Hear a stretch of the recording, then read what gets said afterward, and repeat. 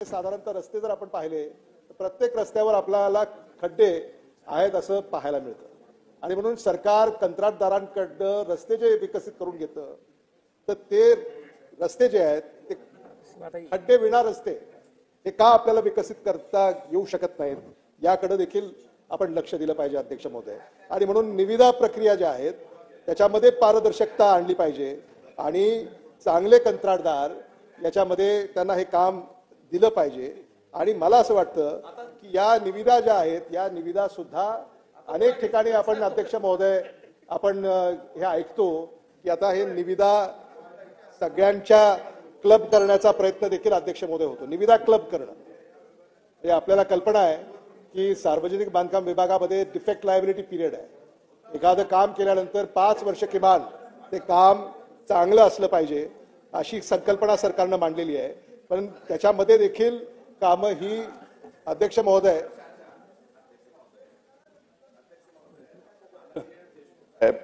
अतिशय महत्त्वाच्या सूचना करतायत, अभ्यासपूर्ण बोलतायत। माझी एकच विनंती आहे, सार्वजनिक बांधकाम, सार्वजनिक आरोग्य आणि महिला व बालविकास या 3 विभागाचा एक तरी मंत्री इथं आहे का एवढंच मला सांग। मग ते पॉइंट ऑफ ऑर्डर मांडतात तर मी पण मांडतो। नाही म्हणजे आता 4 हे बघा बाकीचे मंत्री आहेत पण देशमुख साहेब बोलत असताना माझं म्हणणं आहे की देशमुख साहेब हा ठीक आहे एक तर ठेवा ना, एक तर हजर ठेवा।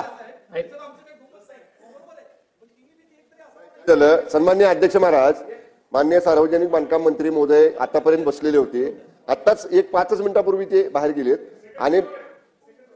आणि त्याच्यापेक्षा अध्यक्ष महाराज याच विषयावरती चर्चा परिषदेमध्ये पण आहेत। काही मंत्री महोदय परिषदेमध्ये आहेत।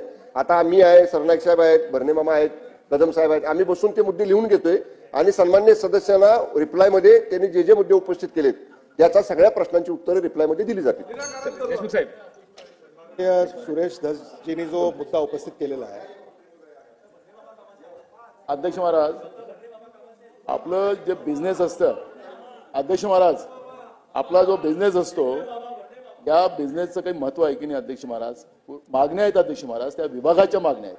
आमचे मित्र सुरेश धस साहेबांनी जो मुद्दा उपस्थित केला आम्ही केला तर आम्ही राजकारण, आता त्यांच्याच पक्षाचे आमदार इथं या ठिकाणी मुद्दा उपस्थित करतात। सरकारला एवढं तरी कळलं पाहिजे असेल, आता नाही जनाची तर मनाची तरी ठेवा ना।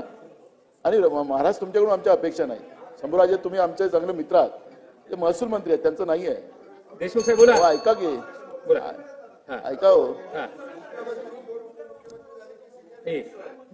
महसूल मंत्री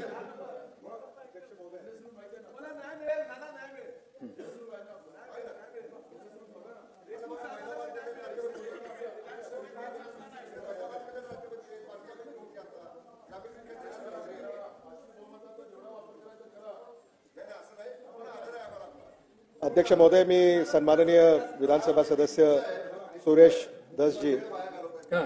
धसजी यांचे आभार मानतो आणि आपल्या माध्यमातून महाराष्ट्र सरकारलाही विनंती करतो की संबंधित मंत्री महोदयांना सभागृहामध्ये उपस्थित राहण्याची सूचना आपण या ठिकाणी करावी। आपण असं म्हणालात की सन्माननीय मंत्री भरणे मामा, आपण म्हणालात की मंत्री महोदय आपल्याला सांगून गेलेत की जे विधानसभा सदस्य या ठिकाणी विचार मांडतायत ते ऐकून त्याची नोंद तुम्ही घ्यावी। आमचे मित्र सन्माननीय विधानसभा सदस्य संजय बनसोडे हे काही तुम्हाला आमच्याकडं लक्ष तुमचे जावं याची काही ते तुम्हाला तसदीक, कारण ते एवढे तुमच्या चर्चा करतायत की तुमचं काही लक्ष आमच्यावर राहील असं मला वाटत नाही। त्यामुळे संजय बनसोडेजी आपल्यालाही विनंती आहे की मंत्री महोदयांना आमच्याकडे थोडंसं लक्ष देण्याची आपण सोय करून द्यावी।